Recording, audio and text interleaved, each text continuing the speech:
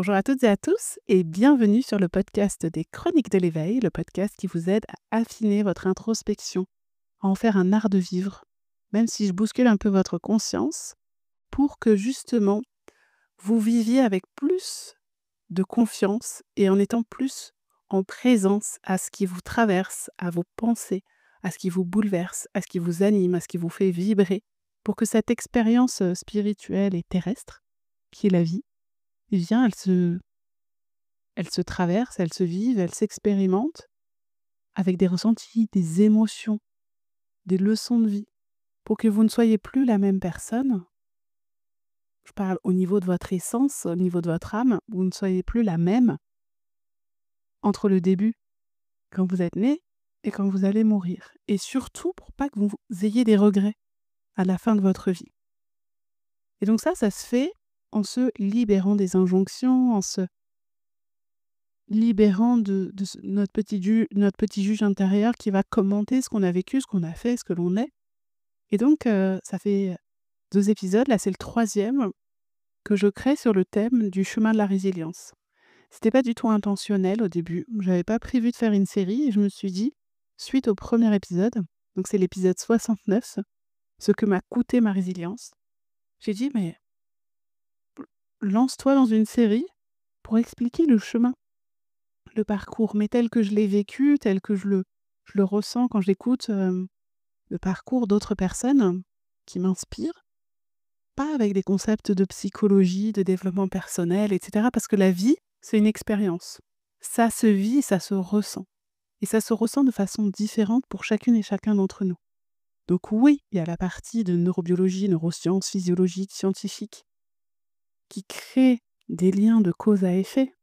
C'est-à-dire que j'ai vécu un traumatisme, mon système nerveux dit à mon mental: «Attention, enregistre ça comme un danger» et à chaque fois que mon corps va ressentir ce danger, il va activer le mode de vigilance pour que je me protège et pour ne pas que je revive cette souffrance. Ça, c'est OK. Sachant qu'au niveau des sciences, il y a du progrès constamment, donc la vérité d'aujourd'hui pourra aussi évoluer dans le temps. D'où l'importance d'explorer avec nos sensations. Donc moi, je vous explique ma vérité du moment et vous prenez ce qui résonne ou pas pour vous et surtout, l'invitation, c'est de vous poser des questions.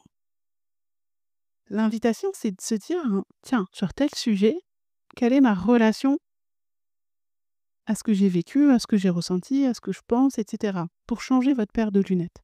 Pour que l'on prenne de plus en plus ce réflexe, cette habitude de se dire: «Tiens, quelque chose me fait réagir, j'ai l'impression de porter quelque chose de trop lourd. En ce moment, je ne fais que ressasser à propos de ce sujet. J'ai telle problématique». Mais au lieu d'aller chercher l'expérience, enfin la réponse, pardon, à cette expérience, à cette problématique à l'extérieur, on va aller voir comment elle se traduit à l'intérieur. Puisqu'on dit souvent que notre environnement extérieur est un reflet de notre environnement intérieur. Si c'est le bazar, pour être poli à l'intérieur, ça va être le bazar dans votre vie à l'extérieur. Donc bref, je reviens à ce chemin de la résilience. Je fais un court résumé si vous n'avez pas écouté les 2 autres épisodes, mais je vous invite à aller les écouter. Premier épisode, je vous expliquais que la résilience, bien souvent, c'est pas un choix. C'est quelque chose, on est mis au pied du mur, on doit y aller, on doit avancer, on doit passer à l'action et dans ces cas-là, on écarte nos émotions, on évite de trop en être imprégné parce que sinon, bah, on pourrait être totalement, figé, ne plus avoir aucun espoir et ne même plus avoir envie de vivre. Donc pour soi ou souvent parce que ça concerne aussi d'autres personnes, on va se battre. On va être en mode guerrier, on va passer à l'action, on va mettre en place des choses pour que la situation évolue et change. C'est une question de survie. Le problème, c'est que après, quand cette situation est réglée, on continue à évoluer avec cette émotion qui ne s'est pas complètement exprimée. Et on va la porter dans notre regard, dans nos réactions, dans notre façon de penser, même dans notre attitude, même physiquement. On va avoir l'impression de porter un fardeau, on va avoir l'impression d'être retenu, etc. Donc, si à un moment donné, ça devient trop lourd, la première chose à faire, c'est d'être honnête avec soi. Ça, c'est ce que je vous explique dans le précédent épisode, donc le deuxième. Être honnête avec soi, c'est se dire, là, c'est trop lourd, là, il y a quelque chose qui coince, là, j'ai un blocage. Ok, je comprends rien, je sais pas pourquoi. Peut-être que c'est lié à ça, peut-être pas. Mais je suis honnête avec moi, je suis transparente, il y a un truc qui va pas. Et en plus, je suis honnête avec moi parce que je sens je manque d'alignement dans le sens de ce que je dis ne correspond pas à ce que je fais ou à ce que je pense. Je revendique des valeurs, des principes, mais je mets rien en action pour m'engager, les respecter, les incarner. Je dis des choses, mais je fais le contraire, devant mes enfants par exemple. Ou je préconise des conseils à mes proches, ou si je suis dans l'accompagnement à mes clients, à mes patients, etc. Mais en réalité, moi, dans ma vie, je ne le fais pas. Donc être honnête avec soi, c'est se dire, attends, qu'est-ce que je pense réellement de cette situation? Quelle est ma relation à cette situation, à cette émotion, à cette façon de penser, etc. Comment je le ressens? Est-ce que ça correspond vraiment à ce que je veux? Qu'est-ce que j'aimerais voir changer? Comment je voudrais être, ressentir? Quelle femme, quel homme je voudrais être? Etc. Et en fait, déjà, quand on fait ce premier pas, on met en lumière ce qu'on ne veut plus, ce qu'on ne tolère plus et ce qu'on désire, ce qu'on veut. Ce qu'on veut être, ce qu'on veut faire, etc. Et donc, on commence à accueillir et à se dire: «OK, je m'accueille tel que je suis. Je comprends comment je fonctionne», donc avec cette histoire de système de survie qui va venir bloquer tout ce qui croit qui est dangereux pour moi. Et donc je vais observer mes pensées, je vais observer toutes ces histoires que je me raconte, ces excuses. Je vais observer mes ressentis physiques, je vais observer mes blocages et même si je comprends pas tout, je sais juste que tiens, là, ce matin, il s'est passé ça a créé quelque chose en moi. Une émotion, une réaction, quelque chose. Si j'y arrive, je vais explorer un peu pourquoi ou pas. S'il y a besoin, je me fais accompagner. Et en fait, je vous expliquais que plus on est honnête et plus on souhaite être aligné, pas dans le sens que tout est aligné, tout est positif, parfait, on est heureux, on n'a plus de problème. Dans le sens que tout est évident, tout est connecté à notre essentiel, à ce qui est important pour nous et ce qui est juste. En fait, c'est plus un souci de justesse qui va nous amener à un sentiment de justice, de confiance et de conscience en nous, mais avec les autres, avec la vie, etc. Mais il est possible que quand vous avez écouté cet épisode ou quand je vous dis, plus vous êtes juste avec vous, plus vous allez comprendre que les émotions qui vous traversent, elles sont justes aussi. Donc peut-être qu'une situation qui vous fait réagir aujourd'hui est sûrement l'écho d'une émotion qui a été refoulée, si vous sentez qu'elle est disproportionnée, qu'elle n'est pas normale ou autre, ou que quelqu'un d'autre ne se mettrait pas dans cette émotion-là, si on lui parlait du même sujet. Si ça vient vraiment vous toucher, c'est que ça vient faire écho à quelque chose du passé. Donc c'est génial de savoir ça parce que ça veut dire qu'on n'est pas obligé de retourner analyser tout ce qui s'est passé dans notre histoire et puis parfois on n'a pas toutes les infos. Ça veut dire que ce que l'on ressent dans le moment présent vient nous dire des choses sur ce qu'on a vécu avant. Et le problème, c'est qu'on peut se dire: «Oui, mais en fait, je suis pas prête du tout là à revivre le même trauma. J'ai pas du tout envie. Si je l'ai bloqué pendant tant d'années, c'est pas pour aller me replonger». Et en fait, c'est un petit peu le blocage qu'il peut y avoir quand on commence à prendre conscience et à faire le lien entre des sensations qu'on a aujourd'hui, des blocages, des émotions, avec quelque chose qui était dans le passé. C'est de se dire: «Ouh là là, non mais je ne veux pas retourner dans le passé, je n'ai pas envie de revivre ça. J'ai peur de ressentir ce qui est lié à ça, donc je bloque tout et je ferme tout». Et là, c'est l'objectif de survie qui vient encore nous protéger. Notre système nerveux qui dit: «Attention, trop dangereux». Mais si on a conscience que on est dans un environnement sécure, il peut rien nous arriver au moment où on est au contact de cette émotion.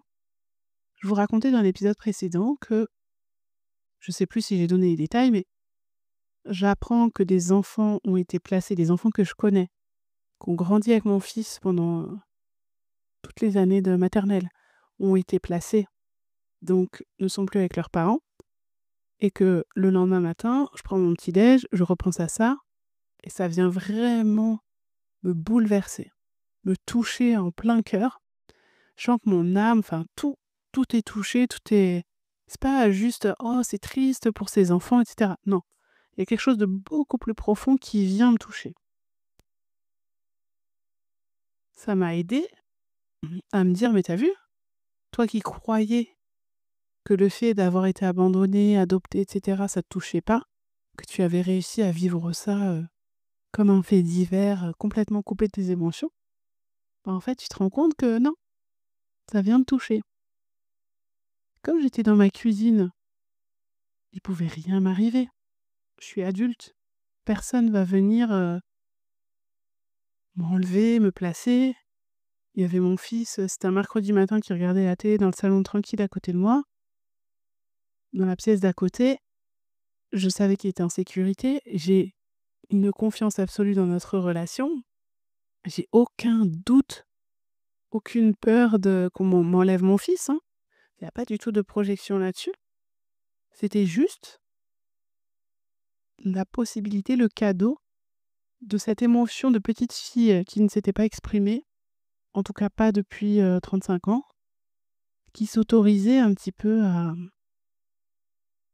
se lâcher et c'était un cadeau parce que ça m'a délivrée quelque part, ça m'a libérée. Alors c'est sûr que comme il y a eu pas mal de synchronicité sur ces sujets-là, j'ai compris que c'était un sujet qui était en train un peu comme un volcan si vous voyez l'image, c'est que la lave là, le volcan commence à être en éruption et ça fait peur. On se dit: «Tiens, faudra peut-être que j'aille voir de ce côté-là» et même si je suis formée à la régulation du système nerveux, donc j'ai ça fait des mois et des mois que j'explore tout ça, j'ai quand même eu une appréhension et je n'y suis pas allée. Je suis pas allée vivre. Il y a une partie de moi qui a dit: «Bah, il faudrait plonger carrément dedans pour vivre complètement cette émotion et s'en débarrasser». Mais en fait, je me suis écoutée, je me suis rendue compte que c'était pas ce que j'avais besoin de vivre sur le moment. J'ai écrit, je crois, ce que je ressentais de façon intuitive, donc pour vous dire, je crois parce que je me rappelle plus exactement ce que j'ai écrit et dans ces moments-là, bah, je laisse aller un peu de façon intuitive ce qui vient. Je prends du recul quand j'y pense par rapport à tout ça et je me dis je m'écoute. Tiens, est-ce que tu aurais besoin de faire une visualisation avec la petite fille que tu étais pour, comme le cerveau sait pas faire la différence entre le réel et l'irréel, c'est une façon, c'est des techniques qu'on utilise souvent, d'aller voir cette petite fille, lui faire un câlin, de la soigner, l'écouter, discuter avec elle et cetera. Pour le moment, j'en ai pas ressenti le besoin, j'ai pas trouvé le moment, j'ai pas créé ce moment-là. J'ai pensé aussi à lui écrire une lettre et en fait, il y a des choses qui me viennent, je me mets pas de pression. Et c'est en ça que je voudrais vous dire qu'on n'a pas besoin de revivre le trauma absolument. Alors, il y a peut-être des techniques qui nous emmènent, faire ça, hein. Si vous êtes accompagné de la bonne personne, de la bonne thérapie qui vous emmène revivre le trauma, mais sachez que vous allez être encadré. Normalement, la personne, le thérapeute va mettre en place un cadre, comme avec l'hypnose et cetera, pour ne pas que, vous soyez dépassé par cette émotion, pour ne pas recréer un autre traumatisme. Donc en fait, c'est juste de quoi j'ai besoin maintenant. J'étais honnête avec moi. Je me suis rendu compte qu'il y avait une émotion qui était bien cachée et bien enfouie. Je ne sais pas d'où elle vient. Parce que mon système nerveux refuse catégoriquement de faire le lien. Parce que des traumas, on en a eu plein. Donc, est-ce que c'est celui que j'ai vécu à 2 ans, à 4 ans, à 10 ans, à 15 ans? Sur le moment, on ne sait pas toujours. On se dit que ça peut être aussi une accumulation de choses. Qu'on est en train de toujours de... Ce que je disais dans l'épisode, c'est que on va avoir tendance après à construire, à créer un espèce de monstre en se disant: «Bah, là, j'ai vécu ça, donc je dois avoir la peur de l'abandon d'après, tel livre que j'ai lu. Là, j'ai entendu un podcast sur, tel trauma, donc je dois avoir ça aussi. Ah, j'ai fait mon thème astrologique, ils me disent que j'ai un refus d'incarnation, donc maintenant je comprends tout, pourquoi c'est aussi difficile». Et en fait, on met tout bout à bout et on est dans une position passive. Je subis. Bah, c'est normal, c'est écrit dans mon thème, les planètes sont comme ça. Et attention, je ne critique pas l'astro et je ne critique pas, les thérapies. Ce que je veux dire, c'est qu'est-ce qu'on en fait de ces infos?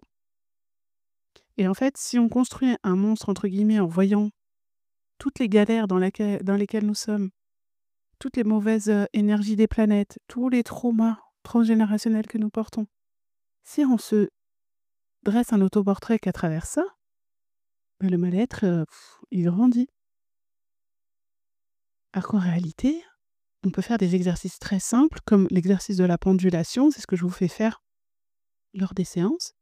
C'est qu'on va passer de cette sensation de par exemple, je pourrais dire, en parlant de l'exemple que je vous ai donné, la sensation de tristesse, je vais aller me reconnecter physiquement à ce que j'ai pu ressentir à ce moment-là et en même temps, je vais passer à une autre sensation que j'ai pu ressentir en étant adoptée par une famille qui m'a accueillie à bras ouverts, où aujourd'hui à 40 ans, mes cousins de cette famille adoptive sont plus proches que tous les amis que je peux avoir et que cette famille, pour moi, c'est un cadeau, même si il y a des hauts, des bas, des problèmes et cetera. Mais pour moi, c'est un cadeau, ce sont mes piliers, c'est mon ancrage. Donc passer de cette émotion de petite fille abandonnée, avec tout ce qu'elle peut se raconter à ce moment-là et donc ça, c'est pas l'adulte qui doit projeter tout ce qu'elle doit se raconter, c'est vraiment aller au cœur de cette émotion, discuter avec elle et voir, ce qu'elle a à dire. Est-ce que je me suis sentie rejetée? Est-ce que je me suis sentie abandonnée? Est-ce que je me suis sentie pas digne d'être aimée? J'ai pas fait l'exercice encore, mais en enregistrant ce podcast, je me dis: «Tiens, peut-être que tu pourrais faire cet exercice si tu veux continuer à aller plus loin».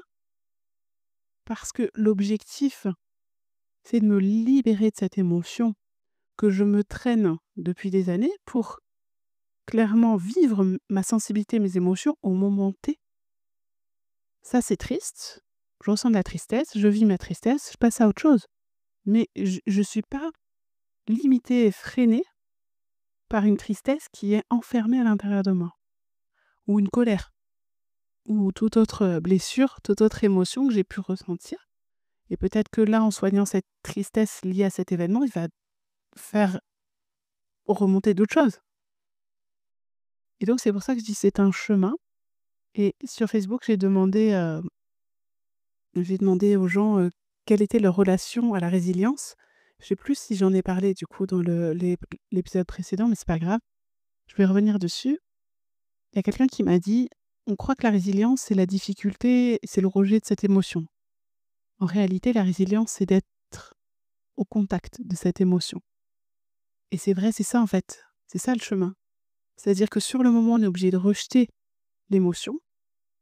Tout le monde parle de courage et peut-être que c'est pour ça que ça me met autant en colère quand les gens disent, quand, ils voient quelqu'un qui va partager un deuil, un accident, une maladie, tout le monde va dire: «Oh courage, courage». Sauf qu'à ce moment-là, on n'a pas besoin de courage. À ce moment-là, on a juste ce besoin d'être consolé. On a juste besoin d'être entendu. On a juste besoin d'exprimer tout toutes les pensées, toutes les émotions qui viennent nous traverser. Après, le courage, l'audace, tout ce que vous voulez, ça va nous aider bien sûr à mettre en place des choses pour pas nous laisser abattre. Mais je pense que c'est d'abord l'amour, la compassion, le choix de la persévérance, de la patience et pas se mettre la pression, pas se dire: «Il faut absolument être courageux, absolument être forte, absolument être digne». Et je suis d'accord qu'on peut pas passer son temps à s'effondrer, encore plus quand on a des enfants et cetera. Il y a un minimum de «dignité» entre guillemets, de pudeur. On doit leur exprimer ce que l'on traverse, sans leur faire porter ce que l'on traverse. Et justement, apprendre à réguler son système nerveux, être totalement transparent avec nous-mêmes, c'est aussi être en capacité d'exprimer, de partager auprès de nos enfants, nos conjoints, nos parents, ce que l'on est en train de traverser. S'autoriser à être bouleversé aussi, à montrer que là, on a besoin d'être consolé. Et une fois que ça sera passé, ça, une fois que ce sera exprimé, ben, c'est un peu comme quand on tombe au fond de la piscine, on arrive plus facilement à se redonner de l'impulsion pour remonter. Le coach de mon fils en BMX, il s'occupe d'un groupe d'enfants qui a entre 2 et 6 ans à peu près. Et quand un enfant tombe, il lui dit toujours, c'est des petits donc naturellement ils se mettent à pleurer, et il lui dit toujours: «N'oublie pas, quand tu tombes, ne pleure pas, tu respires. Parce que souvent, en plus, les chutes en BMX, ça vient bloquer la respiration. Donc, déjà là, ça leur apprend le fonctionnement de leur corps et ça leur apprend à réguler leur système nerveux.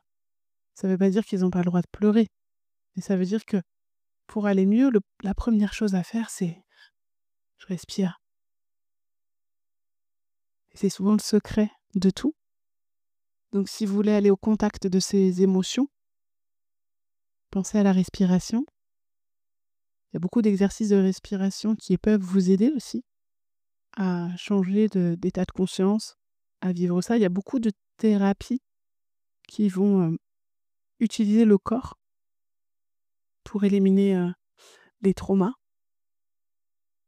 C'est pour ça que c'est important de voir quelle est votre relation à ce traumatisme et à cette émotion, pour savoir si vous avez besoin d'une thérapie qui va passer par le corps, d'une thérapie qui va passer par l'écoute, par l'échange, par l'hypnose, par l'inconscient, par l'énergétique, par la fasciathérapie, par la kinésiologie, par la psychogénéalogie, si c'est quelque chose qui vous constatez que c'est une répétition dans votre famille.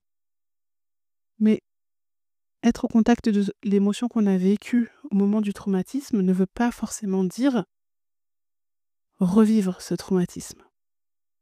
Ça vient plutôt nous montrer que oui, à un moment donné, on a vécu une émotion très forte, avec des ressentis physiques très forts, mais on a pu vivre l'opposé aussi, dans quelque chose de très agréable.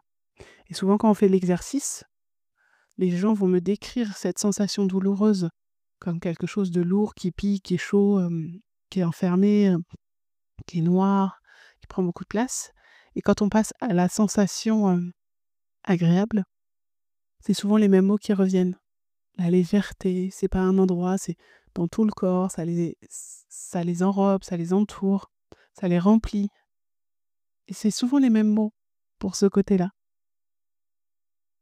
Donc en fait, c'est rééduquer un petit peu les ressentis de notre corps et notre système nerveux pour lui dire: «Tu vu, dans telle situation, quand tu ressens telle émotion, la réponse derrière ne veut pas dire forcément que tu vas vivre un danger». Et moi, si on revient à cette histoire d'enfant abandonné, bah, forcément, la femme de 40 ans a envie de dire à ses enfants, ces jeunes enfants qui ont été abandonnés peut-être, placés ou qui sont peut-être adoptés ou autres, que, ils auront peut-être la possibilité de vivre avec des gens qui vont les aimer, les respecter pour ce qu'ils sont. Et que peut-être que ce qui leur arrive, aussi douloureux soit-il, va leur permettre un avenir meilleur. C'est ce que je leur souhaite sincèrement, parce que je l'ai expérimenté et je ne le saurai sans doute jamais, mais je sais que ça existe et mon objectif, c'est de vous montrer que tout est possible, que même quand on vit les pires événements, le but, c'est pas de dire, «Ce qui nous tue pas nous rend plus forts» et etc. C'est de dire que ce qui nous a pas tués a pu nous traumatiser, mais qu'on n'est pas obligé de le subir. On n'est pas obligé d'être à son service toute la vie. On peut, quand le moment est juste pour nous, s'appuyer dessus pour en faire quelque chose, pour nous construire, parce que ça nous a permis de développer d'autres choses, d'autres capacités, d'autres sensibilités. Et c'est ça qui fait qu'on va pouvoir s'épanouir, qu'on va pouvoir créer du lien avec les autres, parce qu'on aura développé une capacité que peu de gens ont, parce qu'on a conscience de l'importance de prendre soin de quelqu'un, d'être à son écoute, de le respecter, de lui montrer à quel point on l'aime, parce que c'est des choses dont on a manqué à un moment donné. Donc, n'hésitez pas à vous dire que ce n'est pas parce que vous allez être au contact de ces émotions que vous avez pu vivre pendant vos traumas, que allez revivre ces traumas. Et je pense que ça va peut-être prendre du temps avant de l'accueillir, avant de l'accepter. Il va falloir le vivre. Et c'est peut-être aussi pour ça que vous avez des difficultés à vous faire accompagner. Parce que peut-être que c'est votre système nerveux, votre système de survie qui lutte ou qui vous dit: «C'est pas aux autres de te dire ce que tu dois faire. C'est pas aux autres de traduire ce que tu as vécu. Tant que toi, Tu vas fermer à clé cette émotion que tu as ressentie. Tu n'autoriseras personne à ouvrir cette cage dorée. Il n'y a que vous qui pouvez trouver la clé. Et c'est peut-être le début d'une nouvelle vie. Faites-vous confiance. Croyez en vous et en votre capacité de résilience, votre capacité à danser avec la vie, à danser avec ce qui vous est arrivé avant. Je vous souhaite beaucoup d'amour, de compassion, de persévérance sur ce chemin de la résilience. Et n'hésitez pas, venez échanger avec moi sur les réseaux sociaux à propos de ce sujet, de ce chemin, de ce que ça vous a inspiré, et peut-être de prise de conscience que vous avez eue en écoutant ça. Peut-être que ça vous a révolté, peut-être que...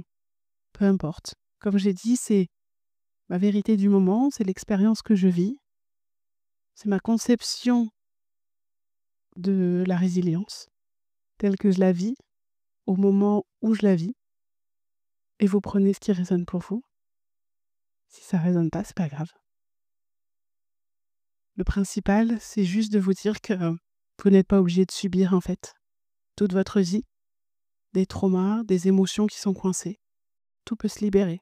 Tout est possible, on peut apprendre à vivre avec, comme on vit avec des cicatrices, si on prend la décision d'être honnête avec soi, et honnête, sincère avec ce qu'on a envie de vivre et de ressentir dans notre vie.